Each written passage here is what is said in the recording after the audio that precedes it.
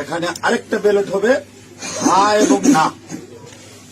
আপনারা একটু গণভোট হয়েছেন না, এটা গণভোট। গণভোট হবে হা এবং না।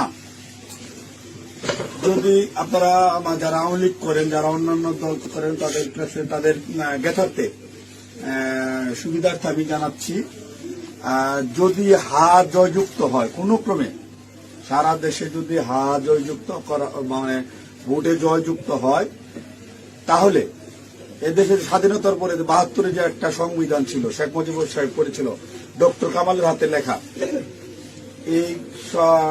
এই সংবিধান টোটাল ডাউমিট করে দেবো, মানে মুছে ফেলবো। স্বাধীনতার যে আছে ৭১ সালে যে যুদ্ধটা হয়েছিল, এই যুদ্ধটা ৭১ সালের কোন ঘটনায় বাংলাদেশে আর থাকবে না।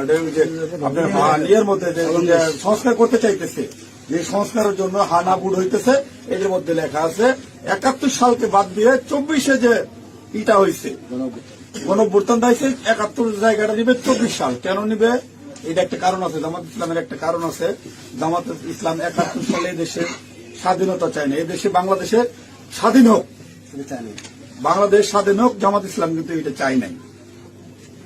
যারা আওয়ামী লীগ করেন তারা একটু খেয়াল করে শোনেন।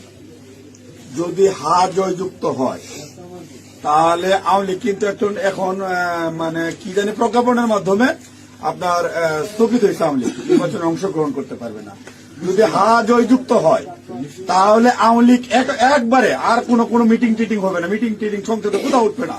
ওই হার মধ্যে এই লেখা আছে আওয়ামী লীগ নিষিদ্ধ। এই যে ২৪ সালে গণহত্যার জন্য আওয়ামী লীগ কিন্তু নিষিদ্ধ হয়ে যাবে আপনাদের ভোটেই। যদি হাতে ভোট দেন, হাতে ভোট দিলে আপনার ১৬ ডিসেম্বর থাকবে না, ২৬শে মার্চ থাকবে না, আপনার ৭১ সালের যে যুদ্ধ করতে মা বোনেরা ইজ্জত দিচ্ছে, ৩০ লক্ষ মা বোনের ইজ্জত দিচ্ছে, এটা থাকবে না। অর্থাৎ আপনারা যারা আওয়ামী লীগ করেন, দয়া করে আপনারা না ভোটের জন্য হলো, আওয়ামী লীগের তো আমরা আসলে বিএনপি হইতে সুদারপন্থী রাজনৈতিক দল, আমরা বিএনপি চাচ্ছি সকল দল মিলে একটা দেশে নির্বাচন হোক, সকল এবার না হোক, সামনে যেন সকল দল একটা নির্বাচন অংশগ্রহণ, ৫ বছর পরে যেন সকল দল নির্বাচন অংশগ্রহণ করতে পারে। আপনারা আপনাদের যারা আওয়ামী লীগ করেন, আপনাদের দল রক্ষা করার জন্য আপনাদের কেন্দ্রে যাইতে হবে, ঠিক আছে?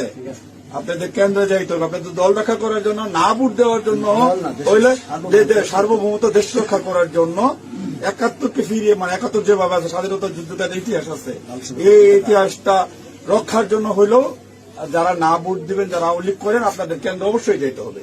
কেন্দ্রে যদি আপনারা আপনাদের দলকে রক্ষা যান, যেহেতু এবার আপনাদের নাই, কোন নমিনেশনের আওয়ামী লীগের কোন প্রার্থী নাই, দয়া করে সেক্ষেত্রে আপনাদের কাছে আমাদের অনুরোধ, যারা আওয়ামী লীগ করেন, বিএনপির তো আপনারা ভোট আমাদের দিবেনই, ঠিক আছে? যারা বিএনপি করেন ওরা তো আমাদের ভোট দিবেনই। না ভোট দেওয়ার জন্য যারা কেন্দ্রে যাবেন, আপনাদেরকে যেতেই হবে, আপনাদের অস্তিত্ব রক্ষার জন্য, আওয়ামী লীগ রক্ষার জন্য হলেও আপনাদের কেন্দ্রে যেতে হবে।